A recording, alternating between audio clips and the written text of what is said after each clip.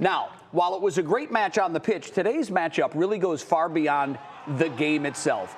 Emma Henderson joins us live from a bar in Cleveland where fans gathered to watch this game. Emma, it really wasn't so much a matchup of two teams as it was a matchup of two countries and two very different lifestyles.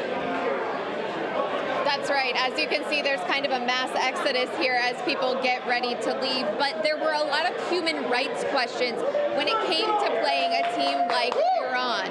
The country continues to see protests in the street advocating for women's rights following the alleged beating death of a young woman by the country's morality police. Add this on top of Iran's continued support of Russia's invasion of Ukraine and nuclear threats. This is an explosive game both on and off the field for a United States team that had to win to advance. And this could be seen when Iranian journalists questioned U.S. team captain Tyler Adams, who apologized after mispronouncing the country's name and spoke about civil rights here in the United States. My apologies on the mispronunciation of your country. There's discrimination everywhere you go. One thing that I've learned, especially from living abroad in the past years and having to fit in different cultures and kind of assimilate into different cultures, is that in the U.S. we're continuing to make progress every single day. Tomorrow, Case Western Reserve University will actually be holding a protest along with 150 universities in multiple countries across the world protesting those human rights abuses and treatment of people in Iran. Jay? Yeah, it's been a big storyline to this World Cup. Emma, let's bring it back to the game itself for just a second. What was the atmosphere like there, particularly when Team USA scored the goal?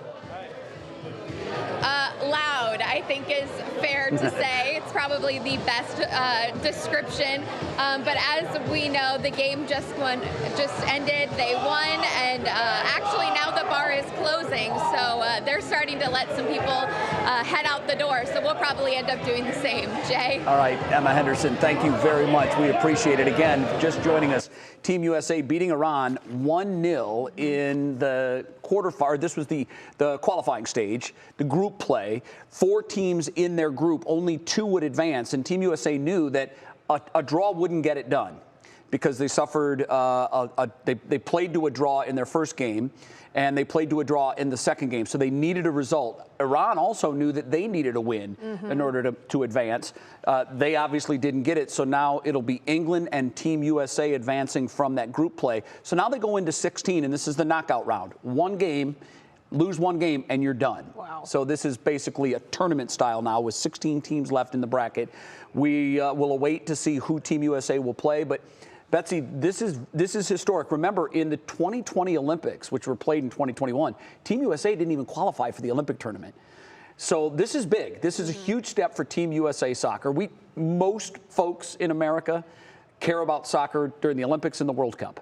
And they've got our attention now, so it's good for the sport that they win and get to keep going. Well, and there's a lot of people who are probably watching soccer for the first time. Absolutely. And they're getting exposed to it. Not just parents with kids who play soccer. Right. But I think the thing to me is the speed and the physicality of this World Cup stage. Yeah. It is a very intense, series of matches. And when they get out there and they just absolutely wail on each other as they're, trying to, it's just very physical. Yeah, and, it is. I guess I don't watch enough soccer until I was like, dang, they're like getting after it There's out pushing there. and shoving going on for sure. We now do know who the opponent will be. Netherlands, 9 a.m. on Saturday. Now, obviously, Netherlands is a very soccer-rich country. They have a tradition. It's their national sport. They love to play it. Be interesting to see how Team USA does against one of these other world powers.